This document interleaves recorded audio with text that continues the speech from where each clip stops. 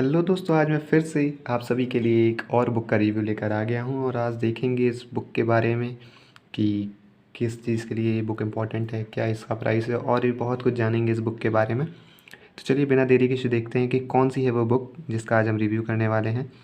तो ये रही। तो ये है इंग्लिश फॉर जनरल कॉम्पिटिशन्स यानी नीतू मैम की जो बुक आती है केडी कंपस यानी केडी पब्लिकेशन में। इंग्लिश की ये बुक है। जनरल कॉम्पिटिशन्स यानी कि आपका एसएससी, बैंक, रेलवे वगैरह के लिए ये बुक है। और ये जो है ये हिंदी में वॉल्यूम 1 है, इसका 2 वॉल्यूम में आती है केडी पब्लिकेशन में। ये वॉल्यूम 1 है, इसका हिंदी पार्ट। तो इसका बैक इस तरह से कुछ मतलब है, पीछे का पोर्शन। और नीतू मैम ने इसको लिखा है। चलिए देखते हैं इसके बारे में। अब इनका पेड कोर्स भी आता है 999 में, जो अगर आप चाहें तो इसको परचेज़ कर सकते हैं। ये बुक के साथ फ्री नहीं है, अगर आप चाहें तो इसे परचेज़ कर सकते हैं अलग से।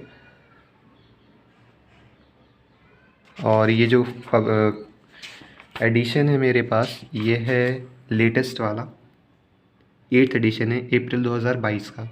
और इस बुक की जो प्रिंट प्राइस है वो है ये, आप देख सकते हैं। लेकिन अगर आप मार्केट से लेते हैं तो ये आपको ऑलमोस्ट 30% डिस्काउंट में मिल जाएगा। और मैम ने एक यहाँ पर कोड भी लिखा है, dedicated to my beloved son whose time I store to write this one. तो ये जो बुक है ना, ये लिखी गई है जनरल कॉम्पिटिशन्स यानी कि आपकी एसएससी, बैंक, रेलवे वगैरह के लिए। तो काफ़ी इंपॉर्टेंट है। इसमें आपका अगर मैं सिलेबस दिखाऊं कौन कौन से चैप्टर्स वगैरह कवर्ड हैं, तो यहाँ से शुरू करते हैं वर्ब से। तो पहला चैप्टर जो है आपका वर्ब है, वो भी बेसिक। फिर टेंस, वॉइस, नरेशन, इस तरह से सारे चैप्टर्स कवर हैं आपके ग्रामर पोर्शन के। ये जो नया वाला एडिशन है ना, इसमें 10 चैप्टर्स नए आए हैं। इसमें ऊपर में शायद प्रिंट होगा, मैम ने यहाँ कहीं लिखा हुआ है, जिसमें मतलब नए चैप्टर्स ऐड किए गए पिछले वाले से।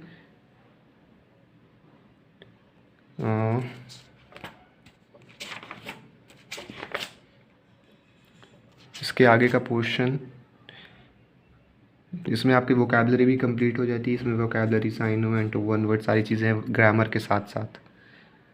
और यहाँ पे कुछ एक्स्ट्रा बताया गया एब्रीविएशन जो बुक में यूज़ किए गए उसके बारे में। उसके बाद यहाँ से पहला चैप्टर शुरू होता है वर्ब, बेसिक वाला।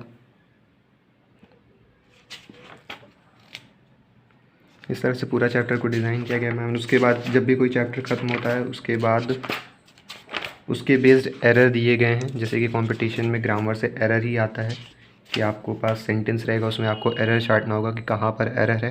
तो हर चैप्टर के बाद में मैम ने स्पॉटिंग द एरर करके एक एक्सरसाइज दी है, जिसमें आपके पास ऑलमोस्ट, इसमें इस चैप्टर में 47 क्वेश्चन है। अलग अलग चैप्टर में अलग कई ज़्यादा मतलब कम ज़्यादा क्वेश्चंस दिए हुए हैं एरर बेस्ड। तो काफ़ी अच्छी किताब है। फिर देखिए जैसे यहाँ टेंस नया चैप्टर शुरू हो गया। इस तरह से पूरा कंप्लीट करके सारे जितने भी ग्रामर के चैप्टर्स हैं वो दिए हुए हैं। उसके बाद जब ग्रामर ख़त्म हो जाता है तो आपका है वोकैबलरी। वोकैबलरी में सबसे पहले सेक्शन जो है ये होमोनिम्स यानी confuse word often confuse and misused, इसको दिया गया है।